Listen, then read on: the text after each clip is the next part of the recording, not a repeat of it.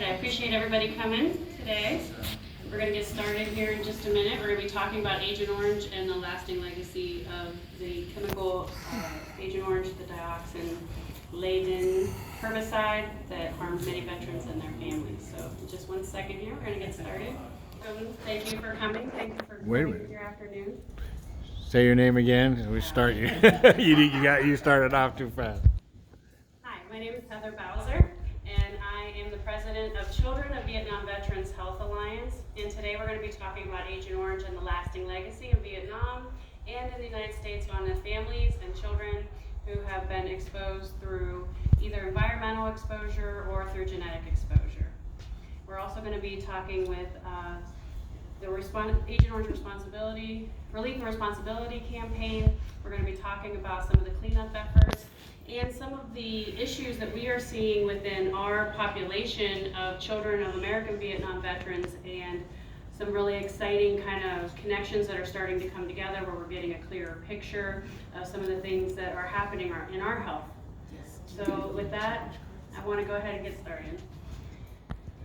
So I am a GMO, and those of you who don't know what GMOs are, they're genetically modified organisms.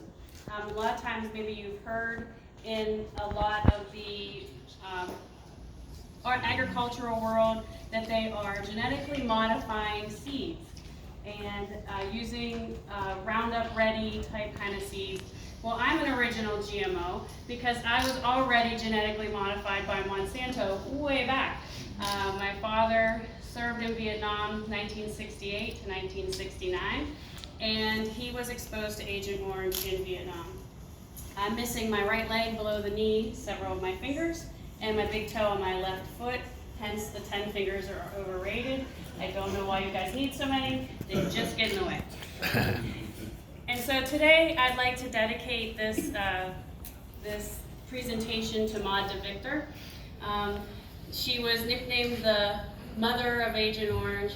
She was a Navy veteran who worked in the VA, and she started to see all these issues in veterans and was the whistleblower that actually blew the top off of Agent Orange and was actually started to be taken seriously. So Maud passed away this past May, and so I just want to dedicate this. Presente.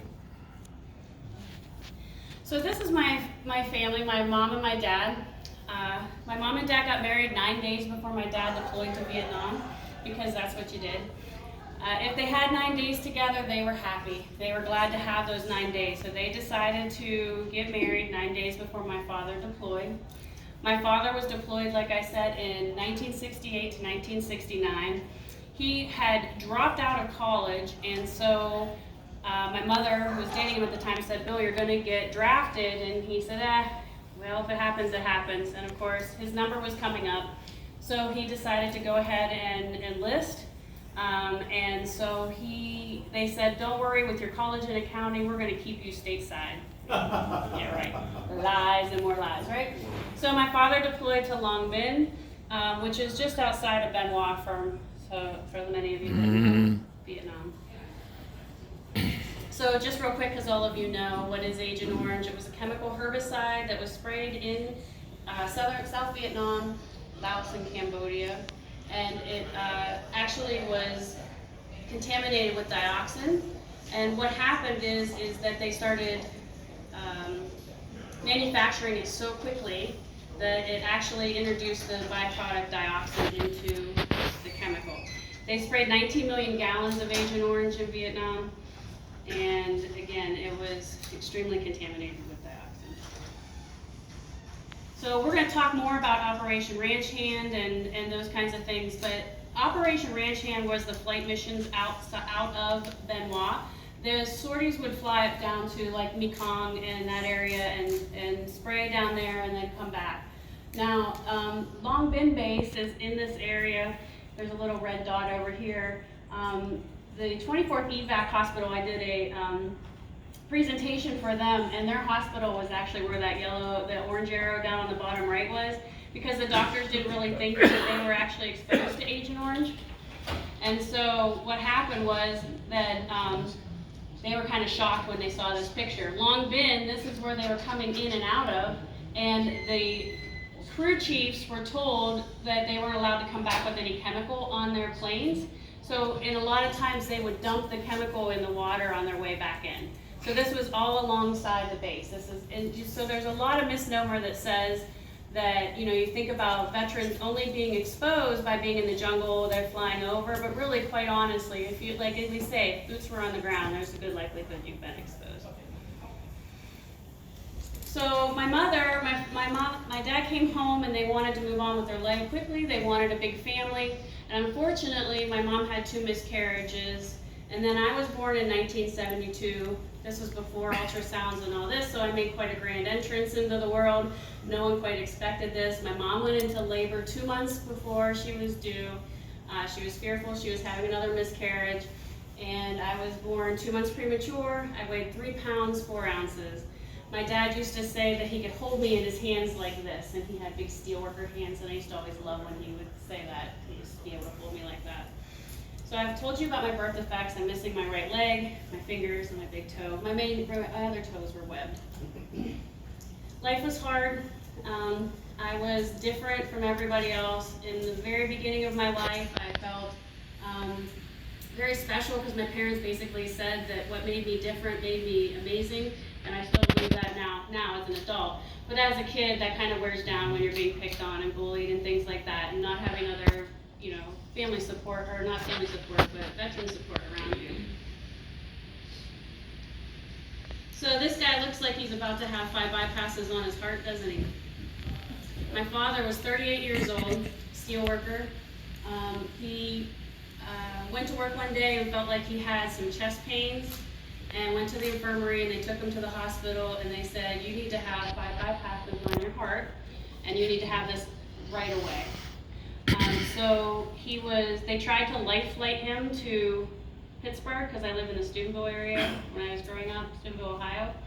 And every time the helicopter would come near, his heart would race, even though he was sedated, that they had to take him by ambulance.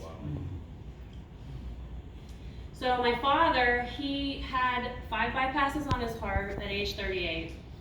At age 40, he developed diabetes. At age 48, he had a stroke. And at age 50, he died of a massive heart attack. And so I've been robbed of my father for 20 plus years. I miss him so much. He was such a great advocate, and I just miss him. He was just such an amazing person. There he is there. That's my hand, in case you didn't know. So, my parents were big Agent Orange activists very early on. Very early, they started to hear. My dad found out about Agent Orange from the Today Show. Paul Rudershine, I hope I'm saying his last name correctly. He went on the Today Show, and I think it was 81 or 80 something in there. Anyway, it's what started the Agent Orange lawsuit. He went on the Today Show, and he was asked, and he said, I died in Vietnam and I didn't even know it. He had stomach cancer. He was 28 years old, and only several months after that, he passed away. He was the ball that got the ball. He got the ball rolling for the Agent Orange lawsuit, class action lawsuit. So my parents were really big activists. I have a picture of me when I was like maybe 8 years old at a Agent Orange rally in Ohio. We were gathering strength, and see, that was the problem. We started to gather strength, and then a lot of Vietnam veterans got very ill, like my father, and you had to decide whether you were going to keep your health or you were going to be an activist, and a lot of times they needed to make money in order to survive, so they ended up dropping out of activism because they were ill. So after my father died, I had an opportunity to go to Vietnam. I started to become an activist. I started looking into it, looking for other kids of Vietnam vets, and I ended up with my first trip to Vietnam. This is the hand of a little boy in Tuzu Hospital. He's not a little boy anymore. He's well into his teens at this point. But I was in a meeting, and I saw his picture, and I saw his hand, and I said, I need to meet this kid. And so it turns out that he had very mirrored birth defects of my own. And it was just, not that this wasn't the only aha moment in this whole trip, but this was the moment that I started to understand for myself that this wasn't about me. This isn't about just the American side of this story. This isn't just about the Vietnamese side of the story. This is about a humanitarian crisis that has happened in this world, and I needed to be a bigger part of it. Amen. So I came home and we worked to start COVHA, Children of Vietnam Veterans Health Alliance. And it is a nonprofit, a 501c3, that we work to help other kids of Vietnam vets. And you know, Vietnam as well is still working hard to try to bring awareness to the Vietnamese plight of Agent Orange and the Agent Orange Relief and Responsibility campaign as well, trying to work to help make the environment better for the children there who've been affected. This was just last week on Agent Orange Day, August 10th. So that's pretty amazing. So we're going to talk a little bit about some of our challenges in getting acknowledged. One thing you need to understand is that the children of male Vietnam veterans are not recognized by the U.S. government unless they have two of the most rare forms of spina bifida. Other than that, they are not acknowledged to have been, anything have been caused by Agent Orange. So, here we are. We are not children anymore, you know, so I'm going to turn 47 here in a couple months. So why do we care about a bunch of old 40-year-olds at this point? Because this has happened to our lives, but here we are.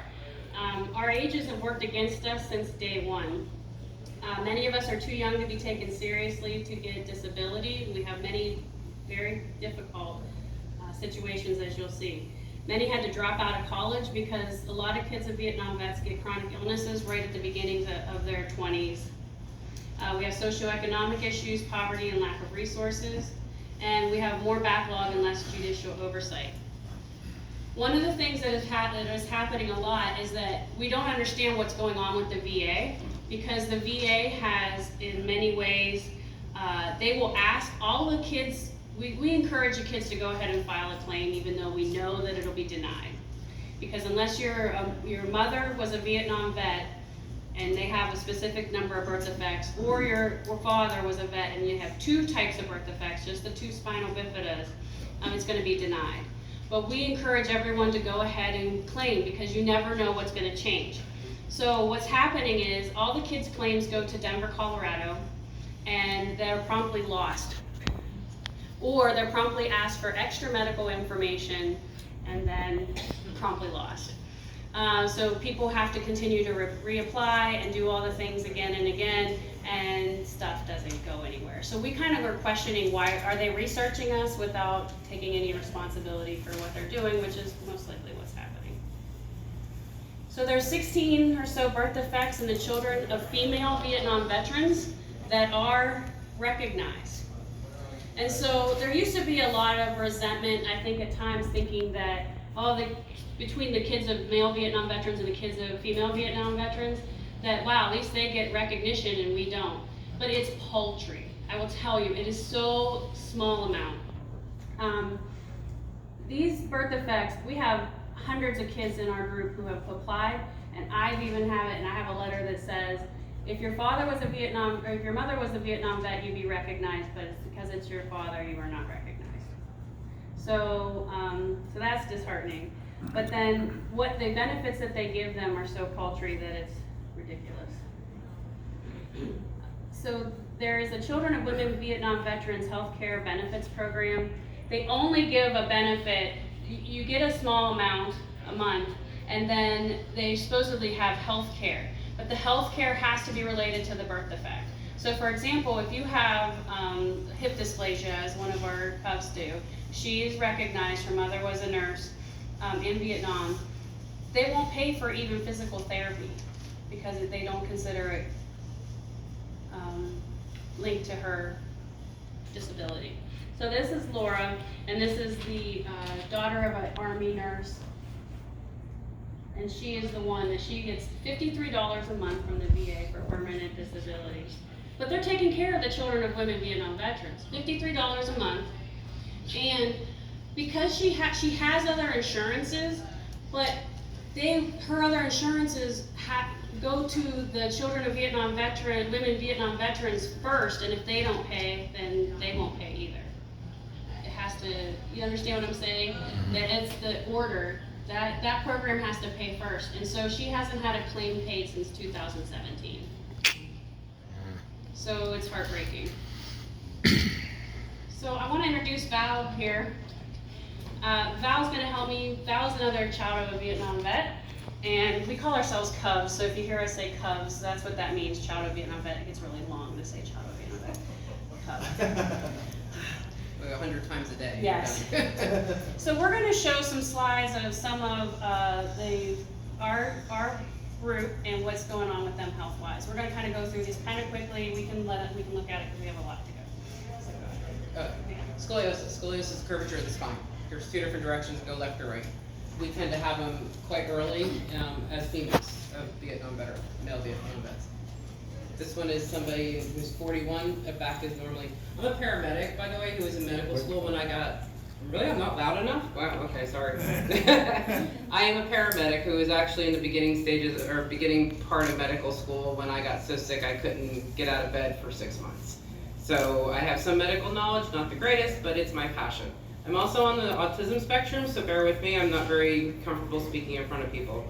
But yeah, this is medical is my passion. So this back looks like somebody who should be in their 60s, not their 40s, and she's been dealing with this for a couple of years already. So I'm going to try to help break it down for you what these are. This is something called Ehlers-Danlos syndrome. Ehlers-Danlos syndrome is currently seen in about 1 in 2,500 people in the United States. It affects the collagen that we have in our bodies, which is the glue that holds us all together. It doesn't work right for us. So we spend all day trying to keep our bodies together, and when we don't, we can do cool things like that. So all day, we spasm and keep our spines and everything together. Postural orthostatic tachycardia means when we get up, our vessels relax too much, we stand up, we pass out. And mast cell activation, I'll discuss that later. So anyway, at this point, this is something that's genetic, we're born with it, we just don't create it in midlife.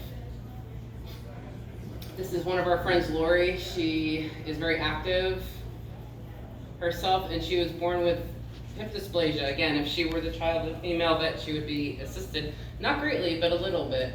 So luckily for her though, her insurance has helped take care of her. I'm sorry? Okay, cool.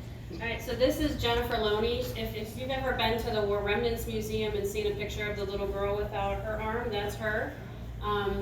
She's an amazing woman. She was born without her arm, and this is her brother that I found out. Her brother has had 2 brain tumors within 10 years of one another and a spinal tumor removed. So you want me to just keep on forward? Yeah. Alright, so this is more neck and spine issues with degeneration in our spine, scoliosis, high blood pressure. We're going to talk about these bottom symptoms, this high blood pressure, IBS, and gluten sensitivity. This all ties into what Val was starting to talk about with the mast cell type issues. This is another cub. We have lots of different cancers in our group. This was interesting. She didn't discover that she had hip dysplasia until she was in her 30s. She said that her mother actually was told that she had underdeveloped thigh muscles, and then she had this x-ray and found out that she has barely any hip sockets.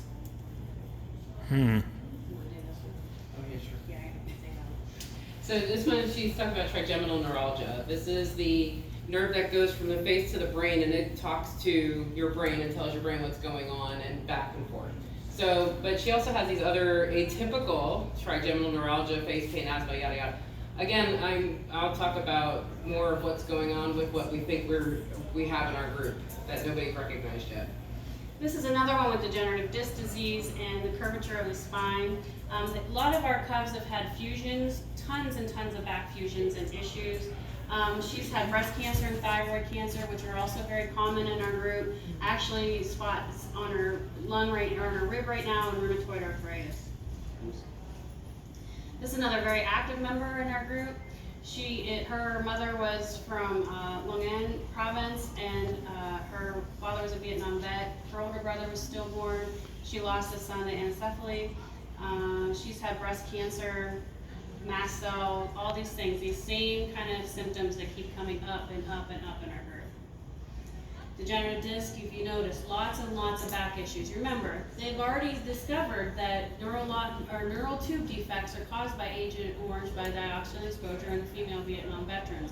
So it's not a far cry to go to all these spinal issues. She also has early onset dementia, which unfortunately is also something we're starting to see, and Parkinson's-like symptoms in our group as well. Another severe scoliosis case. She has to, go ahead. Tethered cord. She has tethered cord, which is usually part and parcel with Chiari and or spinal bifida.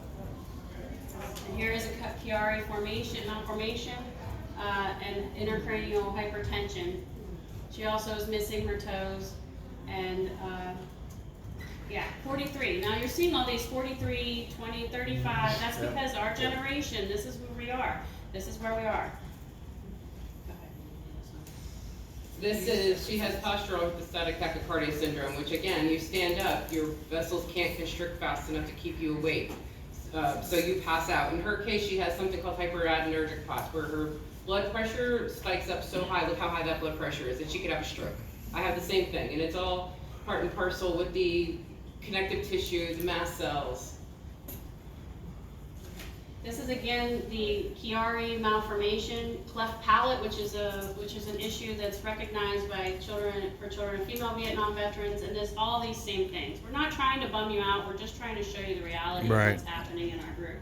What we are seeing is so very important to understand.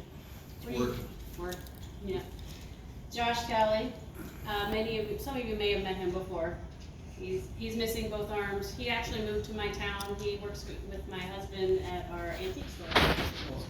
Oh, We cool. adore him. He's a good guy. Rheumatoid arthritis, these kind of autoimmune disorders. She was also many of these, and I haven't even stopped to say, many of these children of Vietnam veterans have grandchildren, or have the grandchildren of Vietnam veterans that also have some very debilitating birth effects. Her body is overreacting to outside stimuli from the environment, and what it does is winds up affecting the vasculature. So she has not only these allergic reactions, but also swollen vessels every day. This is another one with the scoliosis. This girl's 46. And then we also have a lot of the stomach issues. I know we have a lot of females and shown, but we have several males too, and several male issues as well. Women just like to talk about it. Yeah, we just don't talk about it. I'm like, okay guys, I'm getting a lot of females. I know you guys can come in and say something. They don't. We're intimidating. Yeah. Token. Again, this is a whole list of issues. You might see some of the same ones from the other pictures. Another one with spine problems, thyroid issues. So she had this spinal fusion at age 36. She had the bolts out. This is one of our members that passed away in 2014. And as of right now, this is her sister. Her sister is suffering with scleroderma, which is a very, very horrible disease. That's her feeding. She has to be on a feeding tube at this point, and she's 49 years old. So our organization does these things for our community. The issue is that the VA doesn't, of course, take care of anything, so we have to support one another. So we do things, we're very small, but we do small grants and things when kids are looking at homelessness, because again, with having these major illnesses and not really necessarily having the insurance that they need and things. And these are the programs that we kind of have, and I can talk to you more about them later. I have brochures here too. So I'm going to turn this over to Val now. Thank you. Yeah. My name is Valerie Ouilette. As I said earlier, I'm on the autism spectrum, so bear with me. I'm a little single-minded. Heather is a great representative because you can see Heather's illnesses. Yeah, her missing a leg, her not needing 10 finger. Unfortunately, for those of us who have invisible illnesses, we're not so visible. I have something called Ehlers-Danlos and another connective tissue disorder, which actually they don't have a name for it yet. The gene they found that's mutated has been seen in 28 people in the world. That's it. I have 28 people in the world with me. total. So we're starting to see this connective tissue disorders among our peers, and it actually kind of just hit me a few weeks ago to start studying. My connective tissue disorder actually sits in my mother's line. However, the Ehlers-Danlos, the Stickler syndrome does not, and my geneticist, who is the actual geneticist, top of the world, teaches the other ones, said that my Stickler syndrome comes from my father's exposure to Agent Orange. Have it in writing, have it in paper, sent it to the VA, still don't care. It affects... It's covered by, for female Vietnam veterans kids, right, Sticklers? No, but it's a cousin to Williams. So they have the cousin illness that's actually covered for children of female Vietnam veterans. Stickler syndrome is not autosomal dominant, which means it's very rare and it's very recessive. So all these other things. I had to go 1,200 miles from where I live and pay it out of my pocket to get a diagnosis, because otherwise I was too young to have the symptoms I was having. Doesn't matter my age, I wasn't too young, I was having them, bless you. So we did a study, I'm going to try to skip ahead because I know I don't have any cool pictures. We did a study as our group, and we put it out on the internet to find people who had these issues who were children of male Vietnam veterans. We had over 12,000 respondents, just under 12,000 qualified for what the VA considers an exposure. And when we did we specifically pulled out connective tissue disorders to look at, because we were noticing that we're having these issues with mast cells and connective tissue. The average and least conservative estimate in the United States for the most common is 1 in 2,500. The average age right now of diagnosis is 45. So that's about our age group, yeah. And in our group, it's 1 in 29. So we went from the average in the world being 1 in 2,500 to our group is 1 in 29 with born with these hereditary connective tissue disorders. That's a big deal. And that's something that nobody's looked at. Connective tissue, as I said earlier, is the glue that holds us together. It affects every single system. Our organs, our eyes, our bones, our bone marrow, our red blood cells. Everything has to do with connective tissue. If we do not treat the issues with our connective tissue, which also relates to mast cell activation syndrome, we get all these things like Parkinson's disease, we get pancreatic cancer, we get sarcomas, we get malignancies that people have never heard of in the brain. We also get Alzheimer's. So we're in our 30s and 40s being diagnosed with dementia and Alzheimer's and these rare genetic conditions that nobody's looking at. Autism. Yeah, we have a very high rate of autism amongst us. Our peers, their children, we're also down into the 4th generation already, and the 4th generation is being born with syndromes that they hadn't seen yet and things. When you make a bad copy of a bad copy and you keep making a copy of that bad copy, it doesn't get any better, it just gets worse. We also have an increase in a lot of infertility. I've had 11 miscarriages and 1 stillborn. I decided at one point it wasn't worth passing it on to my kids. One of the really cool findings, and it might not be cool for the people who have it, but one of the surprise findings that they did find with these studies is people with connective tissue disorders are actually more prone to epilepsy and seizures of unknown origin. So I know that our Vietnam veterans are coming up with seizure disorders that nobody knows where they're from. So that might actually be an issue that you guys need to work on as well. Mm-hmm. So autism spectrum affects 1% of the population. That's a lot of people in the United States. 1% of 300 million people, 300 plus million. 10% of the cases are secondary autism, which means it is not your primary diagnosis, and my autism does not cause my EDS, but my EDS certainly can cause my autism. And it is more prevalent in our group among females than it is males, which is actually the opposite of what the rest of the autism population has. Only 16% of people with autism have good physical health. That means we're all sick, and a lot of sick. And we're discovering a lot more women in the 30-year-old range with autism. And I would like to find out myself one day how many have parents who are Vietnam veterans. So mast cells are what I was talking about earlier. They're these little cells that really don't do anything. They sit in your brain, but they become the first responder when they have any kind of injury in the body. When they get sick, they respond. They can cross the blood-brain barrier, which basically means they can hop between your blood and your brain, and they attack healthy cells. They can be responsible, and they're shown to have been responsible for CNS diseases include multiple sclerosis, cerebral ischemia, which starts with your strokes, Alzheimer's, and Parkinson's. You guys have Parkinson's disease and Parkinson's-like symptoms that the VA won't approve. How many of you guys have mast cell issues that you don't know about, that the VA doesn't connect, and that this might be something that affects our vets as well as their children? This is something to look at with mast cell.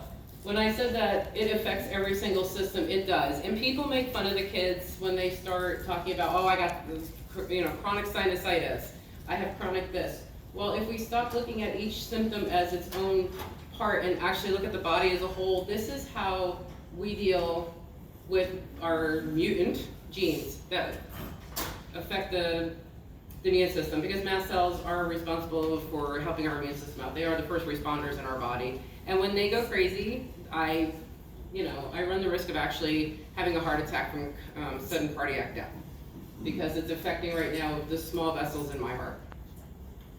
And then, I always love it when I walk in, the older ladies, fly past me. Good for you. So, again, just basically what I had said before about the connections. These are signs and symptoms that come with Ehlers-Danlos. Ehlers-Danlos is, right now, like I said, the most common connective tissue disorder. They run concurrently with dysautonomia, which means a breakdown of the autonomic nervous system. Our autonomic nervous system doesn't work properly. We are in a constant flight or fight response. You know what that does to your body? You guys know, right, what it's like? So we were born with that. We don't want to be in that, and we have a very hard time getting out of that, because there's no therapy. It's just the way our bodies and genes talk to each other. These are the symptoms that go with it. And then researchers have found that anxiety and panic are more common in people with EDS and hypermobility. We're addicted to adrenaline. I mean, my favorite sports were shark diving. I was a paramedic on the road. I liked adrenaline. It's fun. It makes me eat. Our pain is actually harder to control than cancer. I laid in bed and relapsed for 11 days before I did this, and I will go home and I will sit in bed for another 6 to get past this, because I'm already falling apart. So this is my little haha to end this. Gay, straight, religious, atheist, Ehlers-Danlos. We are constantly dislocating. I can relocate all of my joints. I dislocate the bones in my hands, my feet, my pelvis, ankles. I can walk and just fall over because my ankle comes out of place. Pregnancy is very difficult for us. I know that men can't associate with that, but a lot of our patients or a lot of our peers are females. So we run the risk of losing our kids from miscarriage at later trimesters. So, any questions? Yeah, that's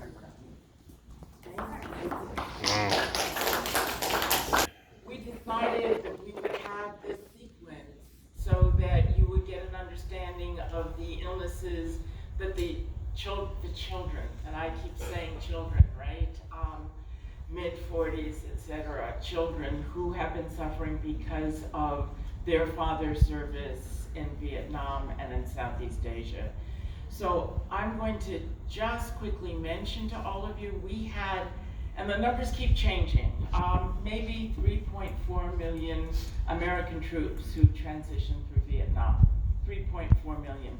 The number has changed through the National Academies of Science every 2 years that they do the update on Agent Orange.